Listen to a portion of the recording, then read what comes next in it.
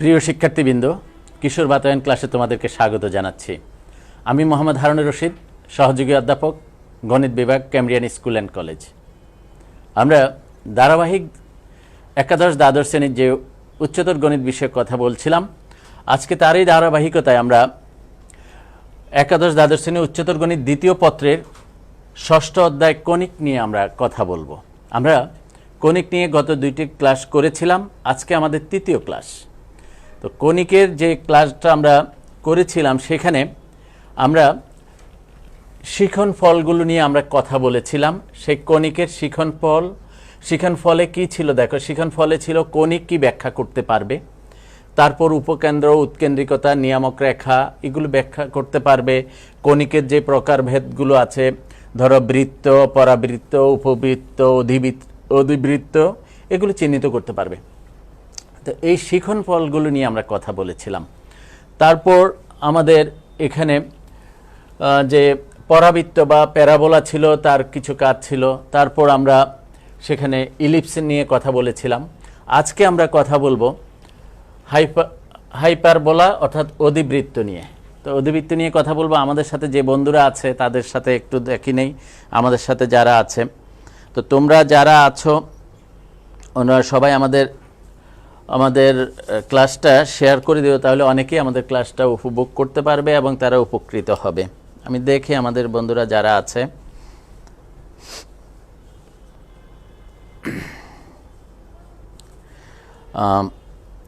আমাদের অনেক বন্ধু আছে, তোমরা অবশ্যই ক্লাসটা শেয়ার করে দিও। আমরা এখানে তোমাদের যদি কোথাও কোনো সমস্যা থাকে, তোমরা সমস্যাগুলো আমার এখানে অবশ্যই বলবে, আমি তোমাদের এই সমস্যাগুলো সমাধান করতে চেষ্টা করব। তো যারা যারা আছো আমি দেখি কমেন্টসগুলো এখানে অবশ্যই বলবে। তোমার অন্তরা আছো, ধন্যবাদ অন্তরা। অমিত শাহ, তোমাকেও ধন্যবাদ। ওয়ালাইকুম আসসালাম। আয়শা, ধন্যবাদ। রবিউল হাসান, খুরশিদা, মেহেদি, হ্যালো। হ্যাঁ, হ্যালো।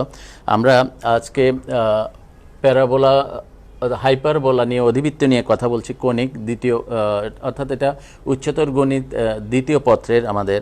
তো কণিক থেকে পুরো একটি কোশ্চেন হয় কিন্তু। তো তোমরা অবশ্যই দেখবে। আমরা অন্তরা দত্ত আছে, আলহামদুলিল্লাহ। নূর জান্নাত, ফেরদৌস, নূপুর, ওয়ালাইকুম আসসালাম। আয়শা বেগম, ওয়ালাইকুম আসসালাম।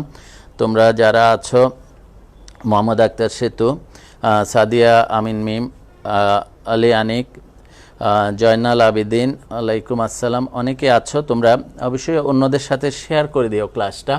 আমরা ক্লাসে চলে যাই। ক্লাসে চলে গিয়ে আমরা আরও অন্য কারো কোথাও সমস্যা থাকলে আমরা আলোচনা করব। সাদিয়া অন্তি, তোমাদের যারা আছো, ইস্তিয়াক আহমেদ, শেয়ার ডান, ধন্যবাদ ইস্তিয়াক, তুমি শেয়ার করেছো। সেতু, নমস্কার, ধন্যবাদ সেতু। খাদিজা আক্তার আজিজ। তো তোমরা সবাই দেখো, আমরা এখন ক্লাসটাতে আসি।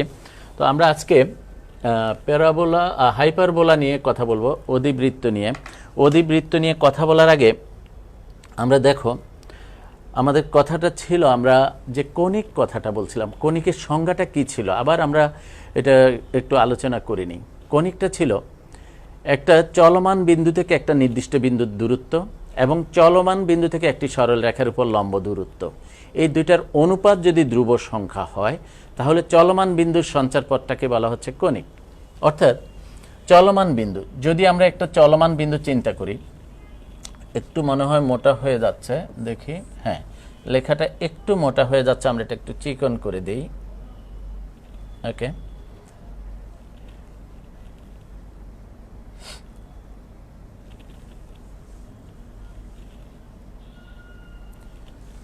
আমরা ধরো একটা চলমান বিন্দু ধরলাম পি এক্স ওয়াই। তো চলমান বিন্দু আমরা জানি সাধারণত এক্স ওয়াই হয়।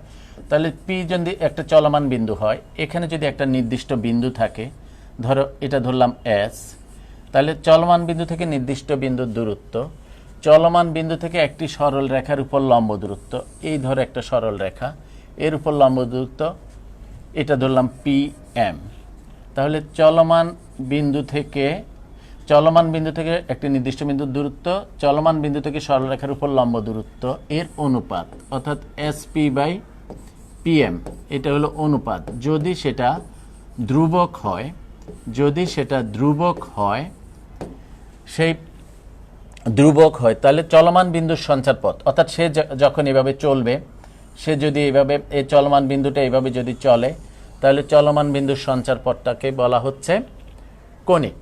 এখন এই ধ্রুবকটাকে বলা হচ্ছে উৎকেন্দ্রিকতা, এটাকে বলা হচ্ছে এই ধ্রুবকটাকে বলা হচ্ছে উৎকেন্দ্রিকতা, এটাকে বলা হচ্ছে উৎকেন্দ্রিকতা, যেটা আমরা প্রথম ক্লাসে এগুলো শিখেছিলাম।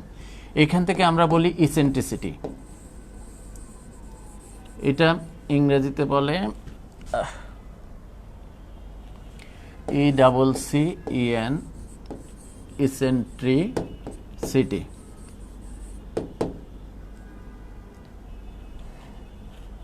আচ্ছা, CITY ইসেন্ট্রিসিটি, অর্থাৎ এটাকে আমরা ধরতেছি এসপি বাই পিএম, আমরা বলি এসপি বাই পিএম ইকুয়াল হলো ই। এখন এটা আসছে ইসেন্ট্রিসিটি থেকে অর্থাৎ উৎকেন্দ্রিকতা। এই এর মান যদি 1 হয় তখন আমরা বলছি সেটা হলো পরাবৃত্ত বা প্যারাবোলা, এটা হলো পরাবৃত্ত। আর যদি এর মান 0 থেকে বড় 1 থেকে ছোট হলে উপবৃত্ত। আর এর মান যদি 1 থেকে বড় হয় তখন আমরা বলেছি অধিবৃত্ত বা হাইপারবোলা। এই ছিল আমাদের প্রথম ক্লাসের যে জিনিসগুলো আমরা বলেছিলাম, এটা কি, তখন এখানে উপবৃত্তটা কি। তো এই যে এর মানটা আছে, এই এর মানটা আমরা প্রায় সময় এমসিকিউতে আসে, তোমরা সেটা অবশ্যই দেখে নিবে। এটা আমাদের প্রাথমিক আলোচনাতে ছিল। তো আমরা আজকে অধিবৃত্ত নিয়ে কাজ করব। অধিবৃত্তের কিছু আমরা সমস্যার সমাধান আমরা করব। 3টা অঙ্ক আমি নিয়েছিলাম, 3টা অঙ্ক নিয়ে আমরা আজকে কাজ করব। যারা আছো আবারও আমি দেখে নিই যারা আছো। সুমন রয় তুমি দেখছো, ধন্যবাদ। KM আরাফাত, সুমাইয়া তাসনিন তোমরা দেখতেছো, ধন্যবাদ। তোমাদের কোথাও যদি এখানে কণিকের কোথাও সমস্যা থাকলে তোমরা আমাকে বলো, কারণ কণিক থেকে তোমাদের ইন্টারমিডিয়েট পরীক্ষাতে, HSC পরীক্ষাতে অথবা কলেজের পরীক্ষাতে পুরো একটা কোশ্চেন থাকবে, অর্থাৎ 10 নম্বরে একটা কোশ্চেন থাকবে। আর MCQতে প্রায় 2 থেকে 3টা কোশ্চেন থাকে, অর্থাৎ টোটাল তোমাকে এই কণিক চ্যাপ্টার থেকে সেকেন্ড পেপারে তুমি অন্তত 12 থেকে 13 নম্বর কোশ্চেন কিন্তু পাবা। অর্থাৎ টোটাল 75 নাম্বারের মধ্যে এখান থেকে প্রায় 13 নাম্বার, প্রায় ম্যাক্সিমাম টাইম 13 নাম্বার কোশ্চেন আসে, অর্থাৎ একটা সিকিউ কোশ্চেন 10 নাম্বার আর MCQ অন্তত 3-4টা অঙ্ক থাকে। রিপন বাড়ি ধন্যবাদ। সুমাইয়া তাসনিন, সারা অনেকে আছো তোমরা অবশ্যই খেয়াল করো ক্লাসটা। তো আমরা পরবর্তীতে এখন আমরা আসব অধিবৃত্ত।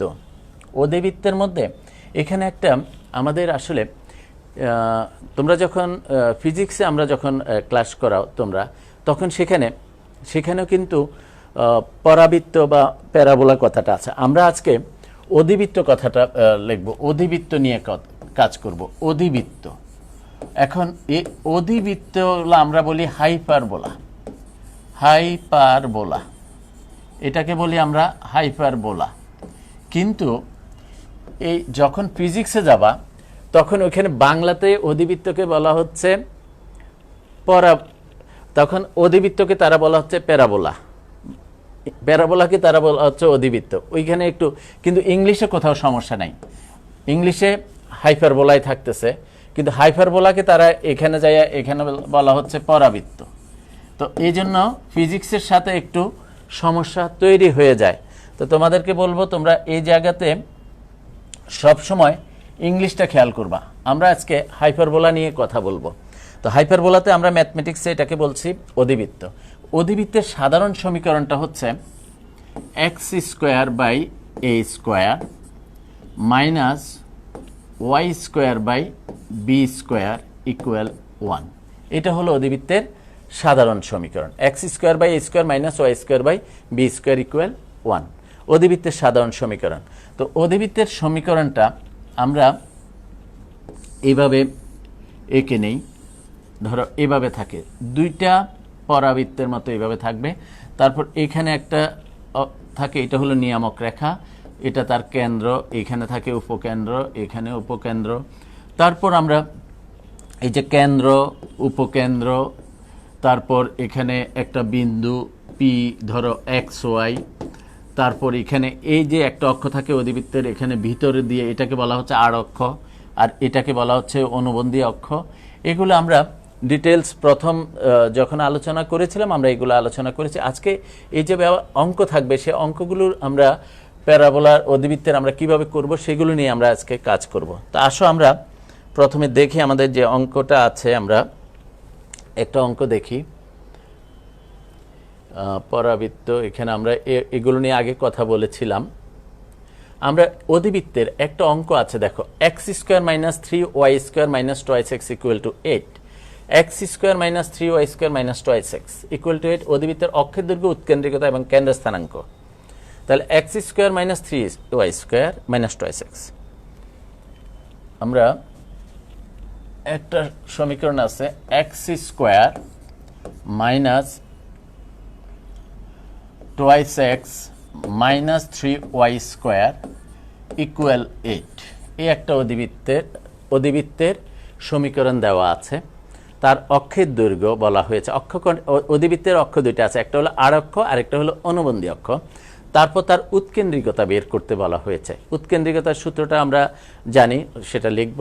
তারপর বলা হয়েছে উৎকেন্দ্রিকতা আর কি জানতে চাইছে, দেখো উৎকেন্দ্রিকতা, অক্ষের দৈর্ঘ্য আর কেন্দ্রের স্থানাঙ্ক, তার কেন্দ্রের স্থানাঙ্কটা কেমন হবে সেটা জানতে চেয়েছে।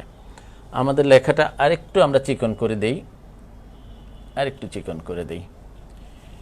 তাহলে দেখো আমরা অধিবৃত্তের সাধারণ সমীকরণটা আমার কেমন ছিল, দেখো x square by A square minus y square by B square equal 1। তাহলে এই যে অধিবৃত্তের সমীকরণটা দেওয়া আছে এটাকে আমাদের এই আকারে নিতে হবে, অর্থাৎ এই আকারে নিতে হবে। এখন সেটা কিভাবে নিবে, দেখো আমরা এখানে লিখলাম এক্স স্কোয়ার মাইনাস 2x, এটাকে যদি হোল স্কোয়ার মিলাইতে হয় এখানে একটা ইচ্ছা করে 1 নিলাম, আর এখানে রাখলাম 3y², এদিকে থাকলো 9 দিয়ে দিলাম, অর্থাৎ এটার সাথে একটা 1 যোগ করে দিলাম, এখানে 1 লিখলাম। তারপর আসলো দেখো x minus 1 whole square minus 3y² equal 9। দেখো ইকুয়াল কত ছিল আমাদের সূত্রটাতে, 1 ছিল। তাহলে সেখানে আমাকে এখন 1 মিলাতে হবে। 1 মিলাতে হলে কি করব, 9 দ্বারা ভাগ করে দিতে হবে। তাহলে x minus 1 whole square divided by 9 minus 3y² divided by 9 equal 1, sorry হ্যাঁ 3y ডিভাইডেড বাই 9 ইকুয়াল 1। এখান থেকে আমরা লিখতে পারি x minus 1 whole square by 9 minus y² by 3 equal 1। তাহলে দেখো এই আকারের সমীকরণ প্রায় চলে আসছে, কিন্তু এখানে হলো এক্স মাইনাস 1। এখন আমরা লিখব ধরি এক্স মাইনাস 1 ইকুয়াল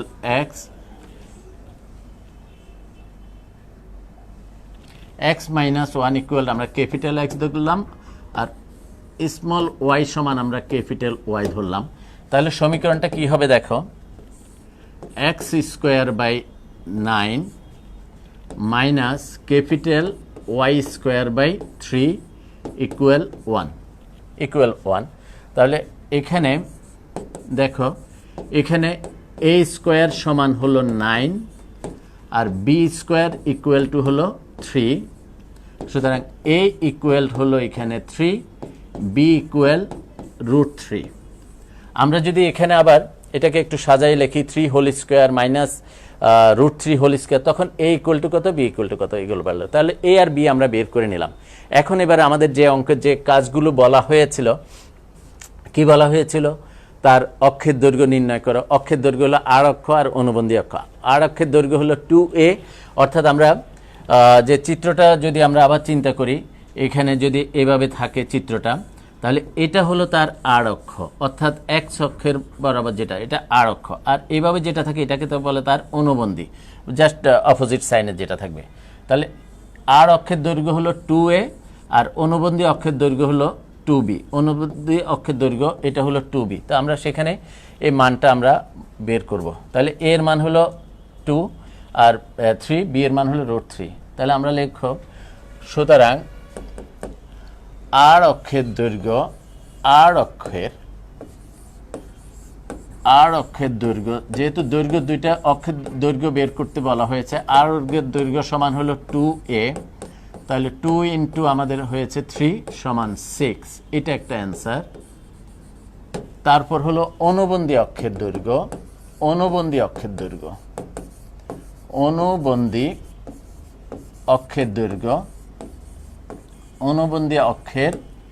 দৈর্ঘ্য এটাকে বলা হচ্ছে 2b। আমাদের b এর মান ছিল √3 সমান এটা 2√3, তাহলে এটা আসলো। তারপর বলা হচ্ছে উৎকেন্দ্রিকতা। এখানে উৎকেন্দ্রিকতা e square equal 1 plus b square by a square. তাহলে b square by a square 1 plus b square, b এর মানটা কত ছিল 3, b স্কয়ার হলো 9, a স্কয়ার ছিল 3, তারপর b স্কয়ার বাই 9 কত আসলো আমাদের এখানে। তাহলে দেখো e স্কয়ারের মান হলো b স্কয়ার বাই 3, b এর মান ছিল কত 3 আর 9 এটা, তাহলে 1 plus b square by a square, আমরা মানে ভুল লিখলাম b এর মান, আচ্ছা আমি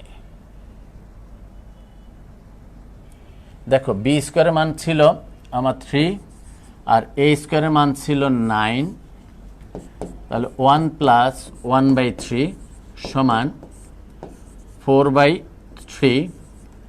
সুতরাং e ইকুয়াল বের হলো 2/√3, e ইকুয়াল 2/√3, e এর মান হলো 2/√3। এখন আমাকে কি বের করতে বলা হয়েছে দেখো, উৎকেন্দ্রিকতা কিন্তু বের হয়ে গেছে, এখন কেন্দ্রের স্থানাঙ্ক নির্ণয় করতে বলা হয়েছে।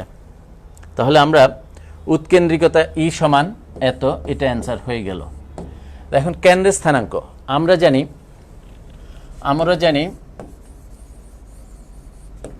জানি কেন্দ্র হলো 0 0। তাহলে হাইপারবোলা বা অধিবৃত্তের কেন্দ্র হলো 0 0, অর্থাৎ ক্যাপিটাল X ইকুয়াল 0, x এর পরিবর্তে আমরা x-1 ধরেছিলাম, দেখিও তোমরা x ইকুয়াল 1, ক্যাপিটাল Y সমান 0, সুতরাং y ইকুয়াল 0। সুতরাং কেন্দ্রের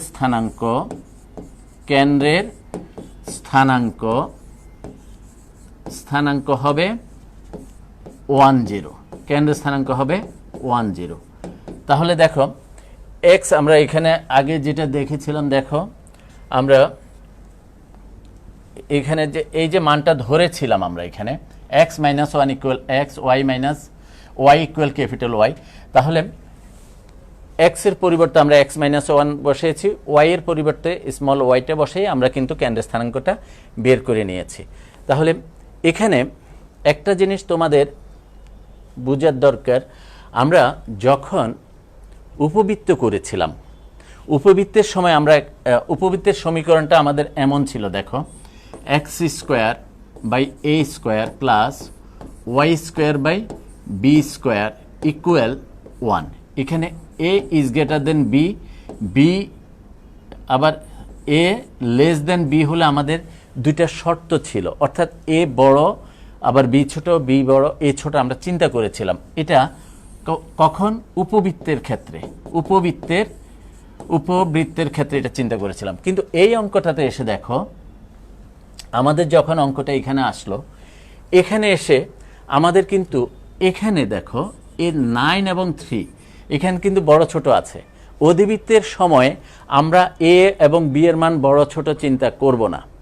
এখন অধিবৃত্তের সময় আমাদের চিন্তা করতে হবে, এখানে দেখো এটা মাইনাস আছে, y স্কয়ার যদি এ পাশে এবং x স্কয়ার যদি এ পাশে থাকে, তখন আমরা বলবো সেই আগের মতো যেমন ইন্টারচেঞ্জ হয়ে আমরা x অক্ষের উপরে অবস্থান করে, তখন অধিবৃত্তটা এইভাবে চলে আসবে যদি y স্কয়ার এদিকে x স্কয়ার এদিকে চলে আসে।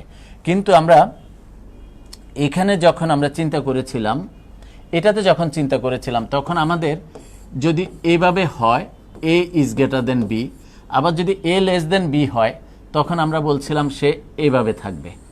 এই আলোচনাগুলো আমরা তখন করেছিলাম। কিন্তু এখন এখানে এই অঙ্কটার মধ্যে দেখো a এর মানটা কিন্তু ছোট ছিল, b এর মান বড় ছিল, b এর মান বড় ছিল, অর্থাৎ এই আকারের এখানে, এটার মধ্যে এটা না। এখানে চিন্তাটা হবে তোমার,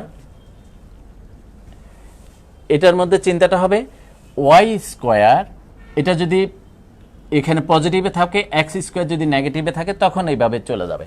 তো আরও একটু ডিটেলস তোমরা যখন এগুলো দেখবে, বইতে দেখবে, বইতে তোমরা অঙ্কতে যাওয়ার আগে আমাদের বইগুলোতে অনেক ডিটেলস এগুলো বেসিক জিনিসগুলো আলোচনা আছে, তোমরা একটু পড়ে দেখবা যে তোমাদের এখানে অনেকগুলো প্রশ্নের তোমরা জবাব পেয়ে যাবে। আমরা পরবর্তী আরেকটা অঙ্কতে যাব, দেখি এখন অন্য যারা আছে তাদেরকে আর একটু দেখি, আমাদের বন্ধুরা যারা আছে তোমরা কারো কোথাও কোনো সমস্যা আছে কিনা।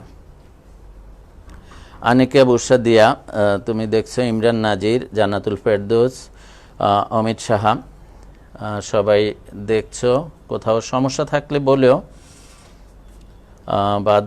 অন্তরা দত্ত, আব্দুস সোবান, আব্দুর রৌফ, তানহা, শাহনাজ আফরিন, তামিমা বাহার, অন্য যারাই আছো তোমরা একটু দেখো। আমরা পরবর্তী আরেকটা অঙ্কতে আমরা চলে যাচ্ছি। দেখো পরবর্তী অঙ্কটাতে আছে কি, দেখো আমরা এখন এখানে আছি, একটা উপকেন্দ্র, একটা নিয়ামক রেখা আর উৎকেন্দ্রিকতা দেওয়া আছে।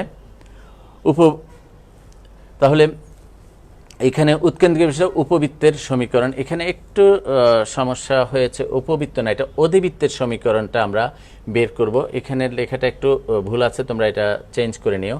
যেহেতু আমরা অধিবৃত্ত চ্যাপ্টার করছি, এখানে উপবৃত্তের জায়গাতে তোমরা অধিবৃত্ত জিনিসটা দেখে নিও।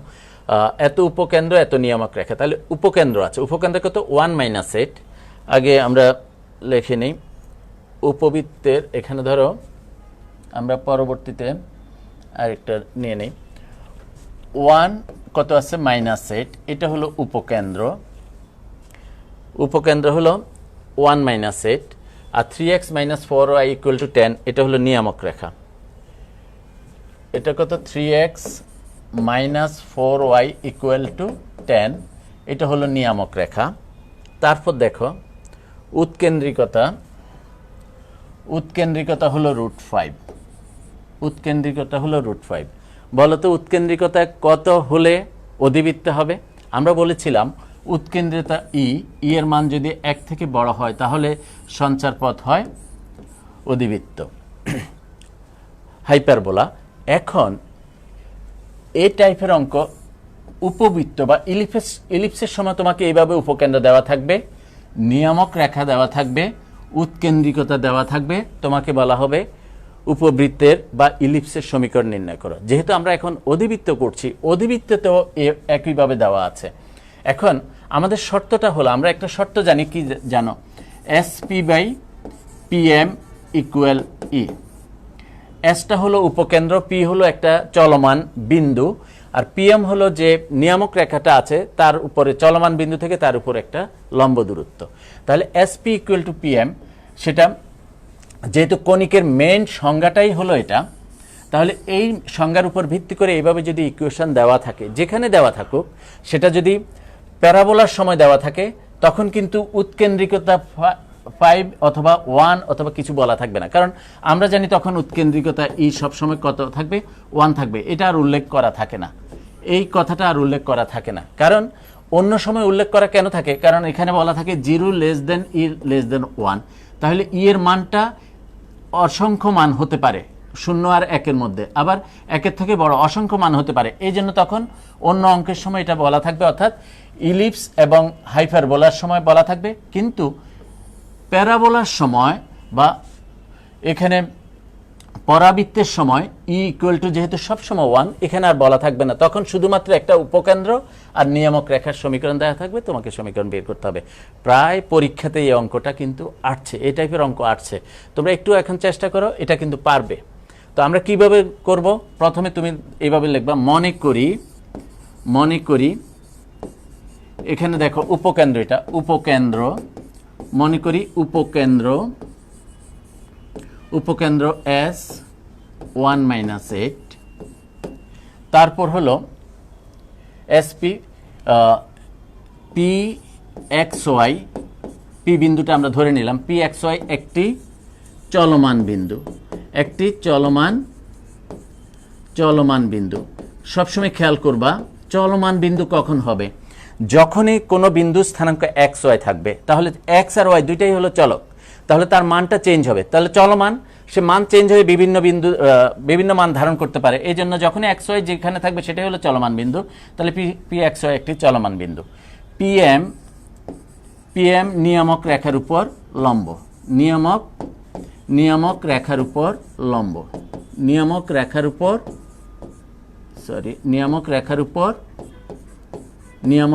উপর লম্ব। তাহলে দেখো এই আমরা অঙ্কটা যদি পরীক্ষাতে আসে, যদি এই অঙ্কটা আসে, তুমি এখান থেকে শুরু করলে নিজের মতো করে যেভাবে পারো লিখবা। আমাদের মেন শর্তটা হলো SP by PM equal to E, আমরা সেই শর্ত দিয়ে অঙ্কটা করব। তাহলে আমরা এখন লিখে, আমরা জানি তুমি প্রথমে লিখলে এইভাবে, আমরা জানি এসপি বাই পিএম ইকুয়াল ই। তাহলে এখানে ই সমান কত দেওয়া ছিল, তোমরা দেখো আবার ই সমান আমাদের কি দেওয়া ছিল, ই সমান দেওয়া ছিল এখানে যদি মনে করি এত উপকেন্দ্র, এবং আবার এখানে লিখে রাখতে পারো ই ইকুয়াল টু কত দেওয়া আছে, √5, ইকুয়াল √5। তাহলে এসপি ইকুয়াল টু এখানে 1 - 8 আর এখানে 3x - 4y ইকুয়াল টু 10। তারপর দেখো আমাদের এখানে কি লিখেছিলাম, এসপি ইকুয়াল টু ই, এর মান আছে, তাহলে এসপি ইকুয়াল ই ইন্টু পিএম। এখন দেখো এসপি দূরত্বটা, দেখো এস বিন্দুটা ছিল, এস বিন্দুটা 1 - 8, দেখো 1 - 8, আর পি বিন্দু ছিল এক্স ওয়াই। তাহলে এসপি দূরত্ব, তোমরা দূরত্বের সূত্র দিয়ে জানো, এসপি সমান ভুজদ্বয়ের অন্তর x - 1 whole square plus y - 8 whole square, এটা হলো দূরত্বটা। ই এর মান দেওয়া আছে √5, ই এর মান দেওয়া আছে √5। পিএম হলো লম্ব দূরত্ব, তাহলে লম্ব দূরত্ব কার, নিয়ামক রেখার উপর। দেখো নিয়ামক রেখাটা কত, 3x - 4y - 10 ইকুয়াল টু 0, এটা হলো 3x - 4y - 10 ইকুয়াল টু 0, রেখার উপর লম্ব দূরত্ব। আমরা যদি এখানে একটা রেখা থাকে, ধরো এই রেখাটা এখানে আছে, এখানে ধরো এপি এক্স ওয়াই, এই বিন্দু থেকে এই রেখাটার উপরে এতটুক যে লম্ব আছে, লম্ব দূরত্বটা কিভাবে হবে, পি বিন্দুটা এটার উপরে বসাবো, অর্থাৎ 3x - 4y - 10, আর রুট দিয়ে 3 স্কোয়ার প্লাস -4 হোল স্কোয়ার, এটা সরল রেখা চ্যাপ্টারে তোমরা দেখেছিলে। তাহলে এটা রুট দিয়ে আমরা লিখবো তখন 3 স্কোয়ার প্লাস -4 হোল স্কোয়ার। এটা এইভাবে আমাদের এই সূত্রটা আমরা আগে থেকে জানি লম্ব দূরত্বের। এখন দেখো আমরা যদি এটাকে বর্গ করে দিই টোটালি, তাহলে এখানে x - 1 হোল স্কোয়ার আসলো plus y - 8 whole square equal, এটা যদি বর্গ করি এখানে আসবে 5, এখানে আসবে 3x - y -3x - 4y -10, এটা আসবে হোল স্কোয়ার, আর এখানে যদি বর্গটা রুটটা উঠে যায়, এটা 3 9 16, এটা থাকবে 25।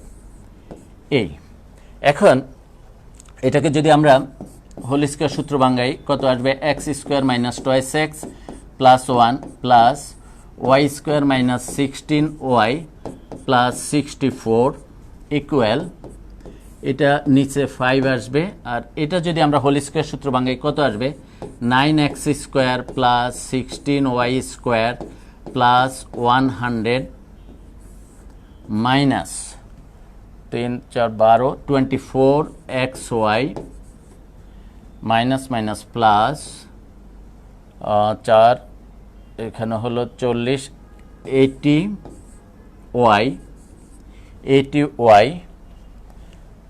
10 3 30 60x মাইনাস 60x, এই হলো তোমরা যখন এটা এইভাবে করবা, তারপর আমরা এখানেই করি, আমরা অন্য পেজে আর না যাই, এখানে যাই। আমাদের স্মার্ট বোর্ডের কারণে এই সুবিধাটা আছে, আমাদের এখানে অনেক কিছু আমরা এখানে ধরো এটা মুছে দিই, এটা মুছে আমি এখন এখানে এটা লিখি। তারপর 5 যেহেতু এখানে আছে, আমি এই পাশে বা পাশে গুণ করে দেই। গুণ করলে কত আসছে দেখো, আমি এখান থেকে লিখতেছি, তোমরা এটা নিজেরা করো এখন। 5x square minus 10x plus 5 plus 5y square minus 80y plus এটা হলো 320 ইকুয়াল, এখানে আসলো 9x square plus 16y square plus 100 minus 24xy plus 80y minus 60x। এখন এগুলো তোমরা যোগ বিয়োগ করলে তোমার লাস্টে ধরো আমি এদিকে এখানে লিখে ফেলছি একবার direct, 5x square 9x square, যদি এখান থেকে 5x স্কোয়ার আর এদিকে যদি 9x স্কোয়ার আমরা বাদ দিই তাহলে কত আসবে 4x স্কোয়ার, 4x স্কোয়ার, এখানে 16y স্কোয়ার আর এখানে 5y স্কোয়ার, তাহলে এটা plus 11y square minus 24xy, এখানে আছে 80 এখানে আছে মাইনাস 60x আর এখানে আসছে 10, তাহলে 10 মাইনাস 60x এখানে মাইনাস 50x, তারপর এখানে হলো 80y, এখানে 80y, তাহলে 80y বাদ, ঠিক আছে। তারপর আর কত রয়ে গেল, ধ্রুব সংখ্যা রয়ে গেল, এখানে 320 আর 5 325 আর এখানে 100 বিয়োগ, তাহলে মাইনাস 225 ইকুয়াল 0। এটাই হলো তোমার আমরা অধিবৃত্তের সমীকরণ, এটাই হলো অধিবৃত্তের সমীকরণ। এখন এই যে অঙ্কটা আমরা করলাম, তোমরা একটু খেয়াল করো, সরি আমাদের অঙ্কটা এখানে যেটাই ছিল, আমরা যে অঙ্কটাতে এখানে ছিলাম, কোথায় ছিল অঙ্কটা,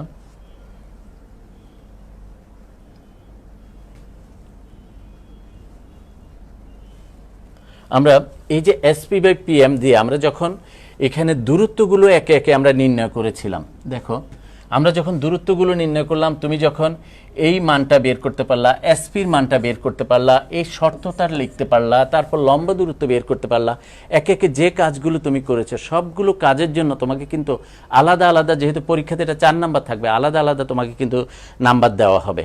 তাহলে আমি টোটালি যখন তুমি মনে করলা আমি হয়তো এখানে যাই রেজাল্টটা শেষ করলাম, আমার এখানে যদি ভুল হয়, অর্থাৎ এখানে এতগুলো এই যে এখানে ক্রস মাল্টিপ্লিকেশন করেছো, এখানে যদি কোথাও ভুল হয় কোনো সমস্যা নেই, তুমি এখানে শুধুমাত্র এই দূরত্বটা সঠিকভাবে লিখেছো, তুমি নাম্বার পাবা। তুমি এই শর্তটা লিখেছো, তুমি নাম্বার পাবা। তুমি এখানে এই যে লম্ব দূরত্বটা তুমি বের করতে পারছো, তাও তুমি নাম্বার পাবা। তুমি এখানে আইসা তোমার গুণে ভুল হয়ে গেল, তোমার হলো না, কোনো অসুবিধা নাই, তুমি মিনিমাম এখানে 4 নাম্বার পরীক্ষাতে কোশ্চেন থাকবে, তোমার এখান পর্যন্ত না হলো, তোমার এখানে ভুল হয়ে গেছে, এখানে ভুল হয়ে গেছে, তুমি 1 নাম্বার কম পাবা, শুধুমাত্র 1 নাম্বার। আমরা যারা খাতা মূল্যায়ন করি, বোর্ডের খাতা মূল্যায়ন করি, আমরা সবসময় এই জিনিসটা কিন্তু তোমার মেইন না। তোমার প্রথম শর্তটা ছিল এটা তুমি জানো কিনা, তোমার জ্ঞানের অবস্থানটা হলো SP by PM equal to E, সে এই জিনিসটা জানে কিনা। যখন তুমি এটা জানো তখনই আমরা তোমাকে 1 নাম্বার দিয়ে দেব, বললাম তার অনুধাবন অবস্থানটা আছে। তারপর হলো প্রয়োগ করতে পারে কিনা, সে এখানে এসপি ইকুয়াল টু পিএম প্রয়োগ করা মানে কি, যে বিন্দুগুলো তোমার ছিল, যে ইনফরমেশন ছিল, সেগুলো তুমি প্রয়োগ করতে পারছো কিনা। তুমি এখানে প্রয়োগ করে তুমি কিন্তু দূরত্ব নির্ণয়ের সূত্রটা অ্যাপ্লাই করছো, লম্ব দূরত্ব এখানে বের করতে পারছো, আরও 1 নম্বর তুমি পেয়ে যাবা, আরও 1 নম্বর তুমি পেয়ে গিয়ে তারপর যখন তুমি সূত্রগুলো ভাঙিয়ে নিয়ে আসলা, তাও 1 নম্বর, তাহলে কত নম্বর হয়ে গেল, 3 নম্বর। আর টোটাল যখন তুমি সিম্পলিফাই করলা, যোগ বিয়োগ করলা, তারপর আরও 1 নম্বর। তাহলে তোমাদের ভয় পাওয়ার কিছুই নাই, অনেক কিছু হয়েছে এখানে, স্যার কি অবস্থা, পারবো কিনা, এগুলো ভুল হয়ে যাবে, কোনো টেনশন করার দরকার নাই, তুমি পার্ট টু পার্ট তুমি চলে যাবে। আচ্ছা যাক, পরবর্তী অঙ্কটা আমরা এবার আসি। এটা হলো একবারে হাইপারবোলার ডাইরেক্ট একটা সূত্র বলা হয়েছে, x² by 9 minus y² by 16 equal 1। X square by 9 x square by 9 minus y square by 16 equal 1। এই বলা হয়েছে এই অধিবৃত্তের উপকেন্দ্র দুটি স্থানাঙ্ক এবং নিয়ামক দুটির সমীকরণ নিয়ামক রেখা দুটির সমীকরণ নির্ণয় করো।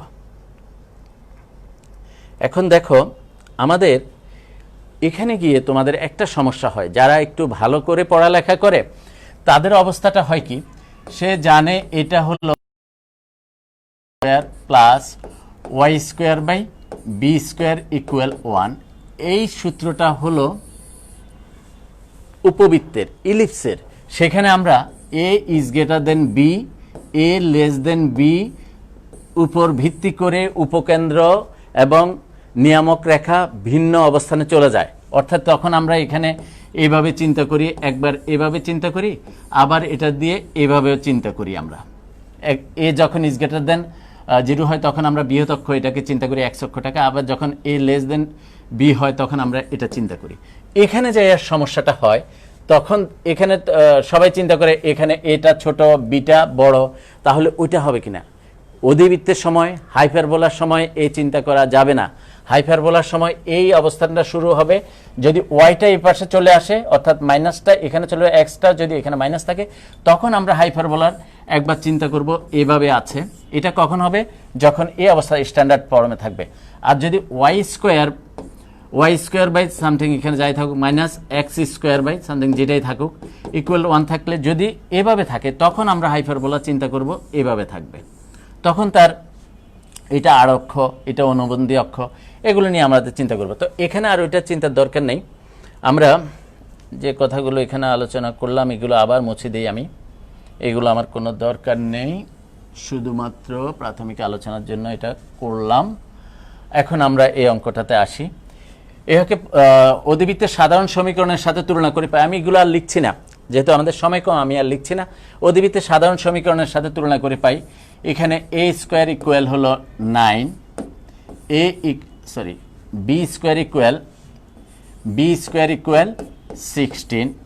তাহলে উৎকেন্দ্রিকতা E square equal 1 plus B square by A square. তাহলে কত আসলো, 1 প্লাস বি স্কোয়ারের মান হলো এখানে 16, এ স্কোয়ারের মান 9, তাহলে 25/9। সুতরাং ই ইকুয়াল আসলো 5/3। তোমরা আবার মনে করো না ই এর মান প্লাস মাইনাস দিবে না, কারণ ই এর মান সবসময় পজিটিভ মান। ই এর মান সবসময় পজিটিভ, হয় 0 হবে, ই এর মান 0 হলে সঞ্চার পদ বৃত্ত হয়, সেগুলো আমরা আগে আলোচনা করেছিলাম। ই এর মানটা আমরা এখানে পজিটিভ দিব, এ এর মানগুলো এখানে পজিটিভ, কারণ আমরা যখন এ এর মান ধরে এখানে। আচ্ছা যাক, এখন ই এর মান আমাদের বের হয়ে গেল। আমাদেরকে বলা হয়েছে এখানে উপকেন্দ্র। তুমি লিখবা আমরা জানি উপকেন্দ্র, আমরা জানি উপকেন্দ্র। উপকেন্দ্র কিন্তু দুইটা থাকে, উপকেন্দ্র দুইটা, প্লাস মাইনাস এ ই 0। তাহলে প্লাস মাইনাস এ ই 0 দিলে এর মান কত, এখানে দেখো এর মান হবে 3 ইন্টু 5/3 0, তাহলে প্লাস মাইনাস 50। তাহলে দুইটা উপকেন্দ্র বের হলো। তারপর বলা হয়েছে নিয়ামক রেখার সমীকরণ। নিয়ামক রেখার সমীকরণ, নিয়ামক রেখার সমীকরণ, নিয়ামক রেখার সমীকরণ হলো X equal plus minus A by E সমান এক্স ইকুয়াল প্লাস মাইনাস এর মান হলো কত, দেখো এর মান হলো 3 আর এর মান হলো 5/3। এখান থেকে আমরা বলতে পারি এক্স ইকুয়াল প্লাস মাইনাস 9/5। সুতরাং 5x প্লাস মাইনাস 9 ইকুয়াল 0। এটা হলো নিয়ামক রেখার সমীকরণ। পরীক্ষাতে যদি এই অঙ্কটাই আসে, তাহলে তোমাকে 4 নম্বর তুমি কিভাবে ডিস্ট্রিবিউশন করবে। প্রথমে এখানে 4 নম্বর ডিস্ট্রিবিউশনের তুমি যখন এর মানটা সিলেক্ট করতে পারলা সাধারণ সমীকরণের সাথে, 1 নম্বর তুমি পেয়ে যাবা। তারপর তুমি যখন ই এর মানটা নির্ণয় করতে পারলা, আরও 1 নম্বর পাবা। উপকেন্দ্র 1 নম্বর, নিয়ামক রেখা 1 নম্বর, এই হলো টোটাল 4 নম্বর।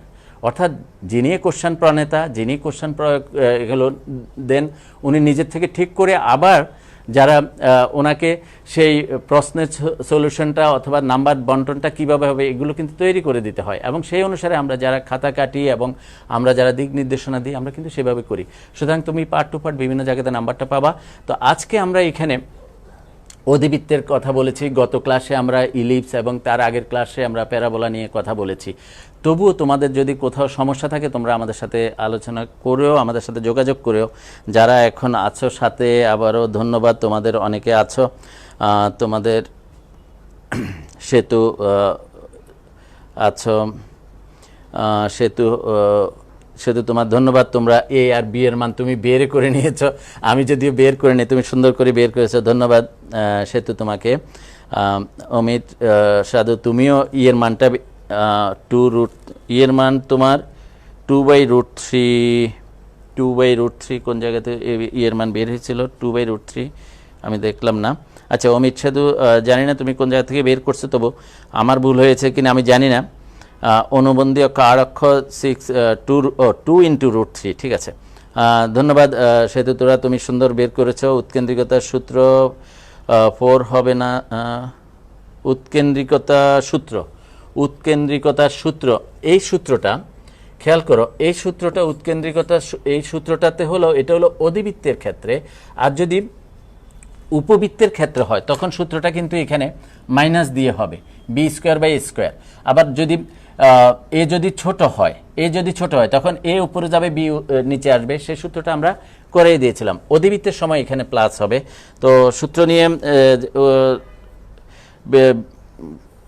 বাঁধন সাহা যাই বলছো, তুমি সূত্রটা একটু দেখে নিও, আমারও হয়তো কোথাও ভুল হতে পারে, তবু তুমি দেখে নিও। আর অন্য যারা আছো, এক্স এবং ওয়াই অ্যাক্সিস ট্রান্সফার, হ্যাঁ এক্স এবং ওয়াই অ্যাক্সিস আমরা ট্রান্সফার করেছিলাম আগে।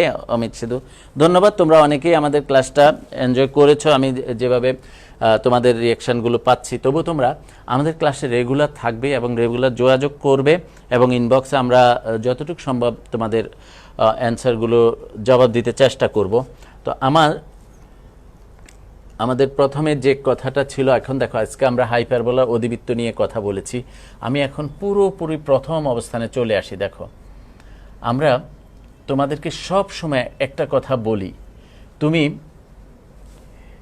এই শিখন ফলের যে কথাগুলো ছিল তুমি সবসময় এটা খেয়াল রাখবা, এই জিনিসগুলো তুমি শিখেছো কিনা। কণিক ব্যাখ্যা করতে পারো, অর্থাৎ কণিকটা কিভাবে আসছে সেটা তুমি ব্যাখ্যা করতে পেরেছো, তুমি উপকেন্দ্র, উৎকেন্দ্রিকতা, নিয়ামক রেখা এগুলো কি সেগুলো তুমি জানো, তুমি ওগুলো থেকে কিভাবে পরাবৃত্ত, উপবৃত্ত, অধিবৃত্ত তৈরি হচ্ছে, অর্থাৎ কণিকের প্রকারভেদগুলো কি হচ্ছে সেটা জানো, আর চিত্রের সাহায্যে তুমি উপস্থাপনা করতে পারো।